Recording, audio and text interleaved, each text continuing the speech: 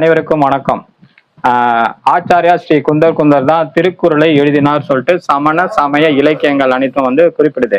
Acharya Sri Gunder திருக்குறளை எழுதிட்டார். அதை அரங்கேற்றம் செய்யணும். யார் மூலமா அதை அரங்கேற்றம் செய்யலாம்னு யோசிக்கும் போது அவர்கிட்ட நிறைய சீடர்கள் இருந்தாங்க. அதுல ஒரு சீடர் தான் திருவுள்ளம் நயினார் அப்படின்ட்டு.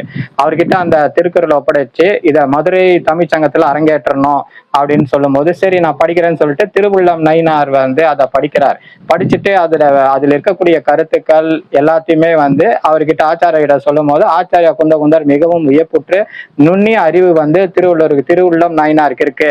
ஆகவே நீயே போய் மதுரை தமிழ்ச்சங்கத்துல அரங்கேற்றம் செய் அப்படின்னு சொன்னப்போ இவர் என்ன பண்றாரு, ஆச்சாரியா குந்தர் எழுதிய திருக்குறளை எடுத்துட்டு போய் திருவுள்ளம் நயினார் மதுரை தமிழ்ச்சங்கத்துல அரங்கேற்றம் செய்கிறார். இந்த திருவுள்ளம் நயினார் தான் பிற்காலத்துல திருவள்ளுவர் என்று அழைக்கப்படுகிறார். இப்பதான் என்ன அப்படின்னா ஆச்சாரியார் ஸ்ரீ குந்தர் எழுதினது திருக்குறள் அப்படின்னு சொல்லிட்டு சமண சமய இலக்கியங்கள் குறிப்பிடுது.